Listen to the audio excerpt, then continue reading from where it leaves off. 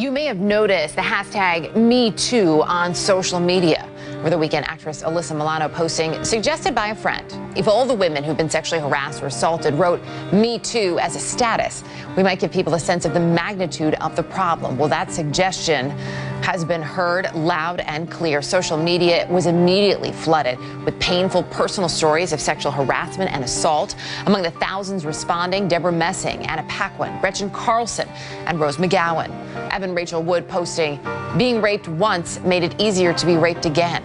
I instinctually shut down. My body remembered, so it protected me. I disappeared. Hashtag #MeToo. Joining us, Dr. Robi Ludwig, psychotherapist and author of Till Death Do Us Part, and Steve Santagati, author of the manual. Good to have both of you with us. Robi, I have been astounded as I've watched this throughout the day and was just talking to one of our producers who was saying and pointing out to me too, it's not just women posting here. Right. We are seeing men post not only messages of support, but talking about their own experience. Women talking about how old they were when things happened. Right. What does this conversation do? I think this conversation makes everybody realize how common this issue is. And if we're talking about it, then we are raising awareness, and we're also sending the message that it's not okay. And we're helping people understand what they can do to protect themselves. And it's nice to know there's comfort in numbers, knowing that you're not the only one who's been violated. So that's what this movement has really done. That strength in numbers, that power in numbers is so important. Steve, there's also the power of social media here when we talk about this conversation. A hashtag can do a lot, but the fact that we actually have these different mediums on which to use a hashtag, that has completely changed the conversation as well, Steve. Yeah, I'm going to go one step further, and I love and respect Dr. Robi Ludwig, but I think this is the time not to just have comfort, but to say it's over. It's all done. I was around in the 90s in this business, and I heard all the stories because I was modeling and doing commercials at the time.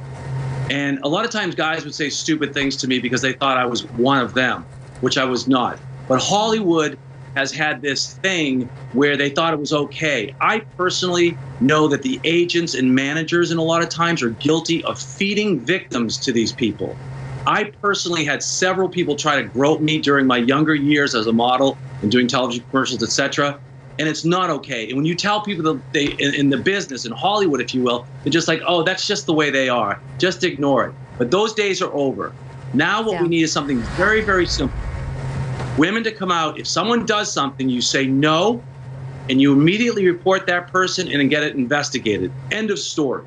And the same thing with guys. Trust me, there's a lot of stuff going on with men just as well. The women obviously it's going to be the majority of the cases, and they need to be protected, and they're wealthy and protected, but no more. I don't think Alyssa Milano, on an editorial note, is a great spokesperson. I think great that she kicked this off, but it's not a bipartisan, it's not a political issue. This is about women. This is about us as human beings in America on this planet.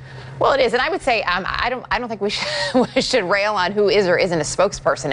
It's the fact that we're having the conversation, and that's what's important. Steve, you say this is the end of it. But it's not over, Steve, and I adore you. That's idealistic. Listen, there's human nature, but what we are seeing is that very big, powerful people are being brought down. And what's changed is we have a lot more ways to document what is happening, both officially and unofficially. So people are right to be scared if they are going to cross boundaries that are going to land them in trouble, basically. So that is the difference that's going on here. Social media can spread the word, and I don't know if people are going to want to take that chance. It will give them a moment to pause before they step over lines they shouldn't be stepping over. So Dr. Ludwig, how would we fix it? If you had a magic wand and you wanted to fix this, you said I was idealistic. If you wanted to fix this, what would you do today using social media to help women and men, young men, protect themselves and to have a voice? It's a great question, and I think number one is always education, because we need to educate what is sexual harassment and what isn't, and then we need to help women, or men for that matter, tell people when they're feeling uncomfortable, because it can be highly variable, Erica. Well, it can, and what can feel like harassment to one person may not be deemed as such by another. Steve, I want to throw it back to you. You say this is the end of it, but to your point, how do you make sure this ends? Because this is not just about the entertainment entertainment industry. This happens across the board. It happens in restaurants. You know, it can happen in any industry whatsoever when someone is in a position of power, even perceived power. So it's great to say you have to stand up and say no, but let's be honest, there are a lot of people who are in a position who may be concerned about losing their job. This is their livelihood. They have a family, and they're worried about retaliation. How do you deal with that part of it? And I understand that. As a matter of fact, when I wrote my book, the manual, the whole precipice of it was to make sure that women were empowered and they didn't fear, they weren't fearful. The beauty of today is this. Just like the woman that was documented, reported with the New York City Police Department for the Harvey Weinstein case, if you have someone that thinks they can take advantage of you, record them. I don't care how you do it. Put a secret hidden microphone on you, film them with the phone, whatever you need to do. Get proof. Get proof and put that person away in the dungeon they belong in. Nothing is worse to me than that sexual, disgusting predation, because I've seen it and experienced it myself. You just need to get proof. You do not have to feel for your jobs because you have us on your side now. You let us know, and we're going to take care of it.